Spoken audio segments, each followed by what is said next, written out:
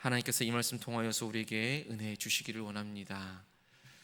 오늘도 기도의 자리에 있는 우리 모두에게 주님께서만이 주실 수 있는 좋은 일이 있기를 간절히 바랍니다. 우리 가정과 자녀들, 우리의 일터 위에, 우리의 학교, 직장생활 가운데 주님께서 주시는 좋은 일이 있기를 간절히 바랍니다. 우리 주변에 혹시 이런 분들 계십니까? 그저 함께 있는 것만으로도 마음이 편안해지고 이상하게 힘이 나고 계속해서 다시 만나고 싶은 사람 말입니다. 그런 반면에 만나면 기운 빠지고 오히려 마음이 무거워지는 사람이 있습니까?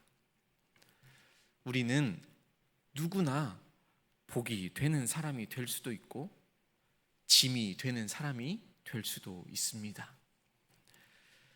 이스라엘은 바벨론 포로에서 돌아오기 전까지는 정말 오랫동안 복이 아니라 저주를 받는 대상이었습니다. 이방 나라들이 이 이스라엘 민족들을 바라보면서 하나님을 믿는다더니 어쩜 저 모습이냐 라고까지 조롱하였습니다. 그런데 오늘 본문의 말씀에서는 하나님께서 놀라운 약속의 말씀을 해주십니다. 오늘 이 말씀을 통하여서 하나님께서 우리를 어떻게 회복시켜 가시는지를 우리가 함께 나누기를 원합니다. 본문의 시작은 하나님을 질투하는 하나님으로 기록하고 있습니다. 하나님께서는 내가 시온을 위하여 크게 질투하며 라고 말씀하십니다.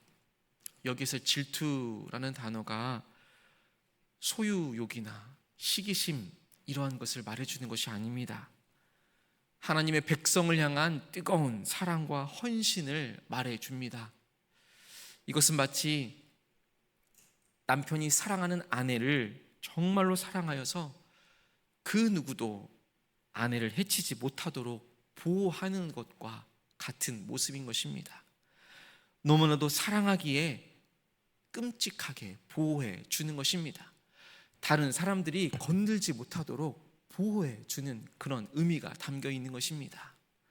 이런 하나님의 질투는, 이 사랑은 당시 이스라엘 민족들에게나 오늘을 살아가고 있는 우리를 향한 정말 변함없는 관심과 끊임없는 돌보심을 보여주는 말씀입니다. 비록 우리가 때로는 연약해지고 때로는 실패할지라도 하나님은 결단코 우리를 포기하시는 분이 아니신 것입니다. 끝까지 보호해 주시고 끝까지 사랑해 주시는 분이십니다. 하나님께서는 이제 예루살렘으로 돌아와 거하겠다라고 약속해 주십니다. 그리고 그 결과로 나타날 놀라운 변화들이 이제 3절부터 12절까지 해서 계속해서 보여집니다. 예루살렘은 하나님의 진리가 거하는 성읍이 될 것인데 그 모습이 정말 아름답습니다. 노인들이 안전하게 거리에 앉고 아이들이 자유롭게 뛰어놀 것임을 말씀해 주십니다. 모든 세대가 함께 평안을 누리는 공동체가 만들어질 것임을 약속해 주시는 것입니다.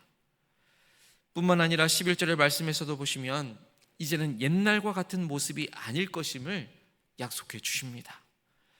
평강의 씨앗을 얻고 포도나무의 열매가 맺고 땅이 산물을 내고 하늘에서는 이슬을 내리고 이 모든 것을 누릴 것이다 라고 말씀해 주십니다. 하나님께서 임재하시는 곳에는 분명 완전한 평안이 있는 것입니다. 불가능을 가능케 하시는 분이 우리 하나님이십니다. 오늘 이 말씀이 오늘을 살아가는 우리 이 시대에도 영적으로나 사회적으로나 관계적으로 회복이 선포되어지면서 오늘을 살아가는 우리 모두에게 임하기를 간절히 소망합니다. 그동안은 이스라엘 백성들은 이방 민족들 사이에서는 저주의 대명사가 되어 있었습니다. 다른 민족들이 저주할 때에 저 이스라엘처럼 되라 라고 말할 정도로 실패와 패배의 상징이 되었었습니다. 정치적으로도 그랬고 경제적인 몰락도 있었습니다. 그러나 가장 우리가 경계해야 할 것은 하나님의 백성으로서의 그 정체성마저도 의심을 받았던 영적인 위기라는 것입니다. 그러나 하나님께서는 이제 직접적으로 이 이스라엘 민족들을 보호해 주십니다. 내가 라고 강조해 주시면서 이 모든 일어날 일들이 이제는 인간적인 노력이나 인간적인 힘이 아닌 전적인 하나님의 주권적인 행동인 것임을 분명히 말씀해 주십니다. 그러하기에 하나님께서는 계속해서 반복적으로 말씀해 주십니다. 9절에서도 그리고 13절에서도 너희 손을 견고히 할지어다, 손을 견고히 할지어다 라고 말입니다. 성전 재건의 말씀이 전해지는 그 날부터 하나님께서는 너희의 손을 견고히 할지어다 명령해 주시는 것입니다. 과거에는 저주의 대상이었지만 이제는 복의 근원이 될 것이라는 약속의 말씀을 주고 계십니다. 그리고 다시금 핵심적으로 두려워하지 말고 너희 손을 강하게 하라 라고 말씀해 주시는 것입니다. 우리 13절 말씀을 다시 한번 더 함께 한 목소리로 읽겠습니다. 13절입니다. 유다 족속아, 이스라엘 족속아, 너희가 이방인 가운데서 저주가 되었었으나 이제는 내가 너희를 구원하여 너희가 복이 되게 하리니 두려워하지 말지니라, 손을 견고히 할지니라. 아멘. 이 말씀 안에는 과거와 현재와 미래가 모두 다 담겨 있습니다. 과거에는 저주의 시간이었습니다. 그러나 현재는 구원의 약속이 있게 되어지고 미래에는 복이 되는 삶을 살아갈 것입니다. 과거에는 이스라엘은 포로 생활 동안 조롱과 수치를 당할 수밖에 없었습니다. 아니, 저 사람들은 하나님이 있다고 하는데 왜 저런 모습으로 살아가는 거야? 라고 의문을 품을 수밖에 없었습니다. 우리의 모습도 마찬가지일 때가 많습니다. 우리가 믿음 안에 살아가면서도 때로는 실패와 때로는 실수로 인하여서 죄와 상처로 얼룩진 그 모습 때문에 저주의 시간을 보낼 때가 있습니다. 그러나 하나님께서는 현재 내가 너희를 구원하리니 라고 단호하게 말씀해 주십니다.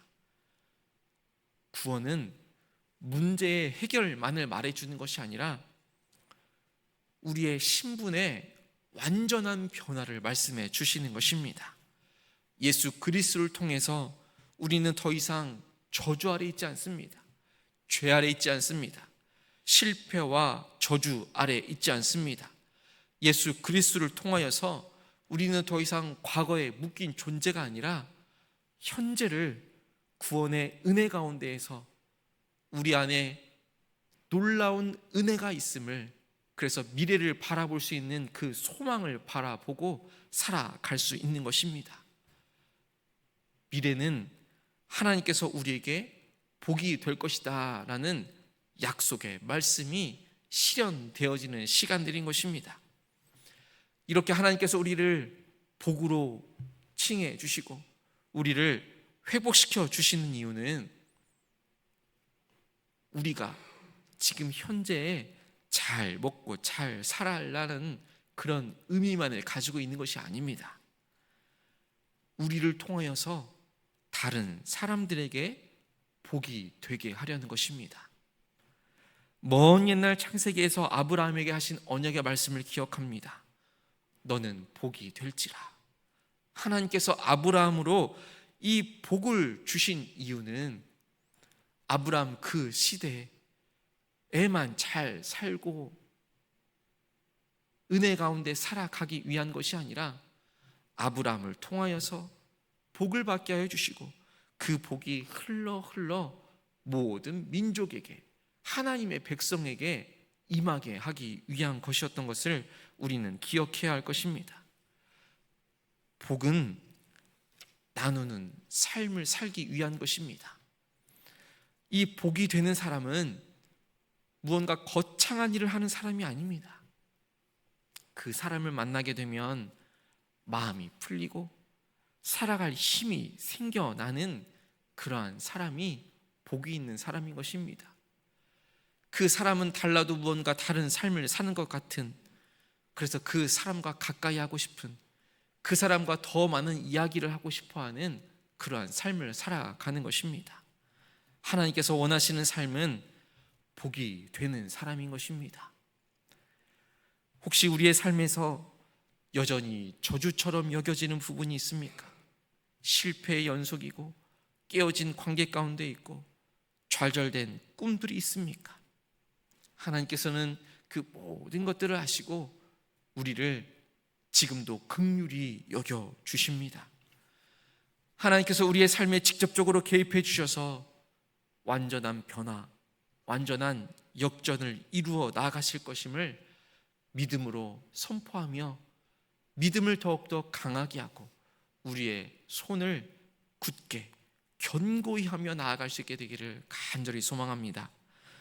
인간적으로는 불가능해 보일지 모르지만 하나님에게는 불가능이라는 없는 것입니다. 오늘 우리가 받는 은혜와 회복이 다른 사람들에게도 축복이 되도록 살아갈 수 있게 되기를 간절히 소망합니다. 저주에서 축복으로 변화된 우리의 삶의 간증들이 절망 중에 있는 우리의 이웃들에게 새로운 희망이 되어지고 소망이 되어질 줄로 믿습니다. 오늘도 하나님과 동행하며 두려움보다는 믿음을 선택하기를 원합니다. 환경을 바라보기보다는 복이 되겠다 약속하신 하나님의 약속의 말씀을 붙들며 나아가십시다. 과거가 어떠했든 하나님이 회복시키시면 우리는 복의 근원으로, 복의 통로로 살아갈 수 있는 것입니다. 오늘도 하나님께서는 우리 모두에게 말씀해 주십니다. 너희가 복이 될 것이다.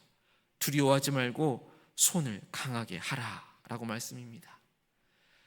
오늘 이 시간 이후부터 우리의 가정, 직장, 교회, 학교, 이웃에게 당신을 만나니 참 좋습니다 라는 고백을 듣는 믿음의 통로, 복의 통로가 되어지기를 주님의 이름으로 간절히 축복합니다. 함께 기도하겠습니다. 사랑과 은혜가 풍성하신 하나님 아버지, 오늘 말씀을 통하여 우리가 다시금 하나님의 마음을 알게 하여 주시니 감사를 드립니다. 과거에는 저주의 대상이었지만 예수 그리스도의 십자가로 우리를 구원하여 주시고 이제는 복이 되게 하여 주신 은혜를 찬양합니다. 주님, 우리의 가정과 우리의 교회, 학교, 직장과 이웃 가운데에서 이제는 복의 통로로 살아갈 수 있도록 인도하여 주옵소서. 두려움에 머물지 않게 하여 주시고 주님의 약속을 붙들고 손을 강하게 해 주셔서 맡겨진 사명을 충성스럽게 감당하게 하여 주시옵소서. 우리 교회를 통하여 이 지역과 이 서귀포 제주 땅이 복을 누리게 하여 주옵시고 우리의 말과 행동과 섬김을 통하여 우리 주변에 있는 사람들이 하나님을 바라볼 수 있도록 인도하여 주시옵소서. 우리를 복이 되는 사람으로 하나님께서 사용하여 주시옵소서. 우리를 만나면 사람들의 마음이 평안해지고 우리를 만나게 되면 사람들이 살아갈 힘을 얻을 수 있는 복이 되는 사람으로 살아낼 수 있도록 인도하여 주옵소서. 하나님, 오늘부터 청년부 수련회가 시작됩니다. 이 서귀포 지역에 있는 우리 청년들이 연합하여 모일 때에 그 가운데 임하신 놀라운 성령 하나님을 모두가 경험하며 나갈 수 있는 우리 청년들 될 수 있도록 인도하여 주시옵소서. 이 청년의 때에 창조주 하나님을 만나고 기억하며 하나님의 자녀로 예수 그리스도의 제자로 서게 되는 시간 되게 하여 주시옵소서. 금요일에는 우리 안수집사회와 또 여전도회가 수련회로 모이게 됩니다. 하나님, 모이는 모든 일정 가운데 참된 사랑의 교제가 있게 하여 주시옵소서. 오늘도 기도의 자리에 또 세상을 향하여 발걸음을 옮기는 우리 모든 성도님들에게 하나님의 놀라운 복이 있게 하여 주시옵소서. 복의 통로로, 복의 사람으로 살아가는 손을 견고히 하며 살아갈 수 있는 하나님의 자녀들 될 수 있도록 축복하여 주시옵소서. 이 모든 말씀 예수 그리스도 이름으로 간절히 기도하옵나이다. 아멘.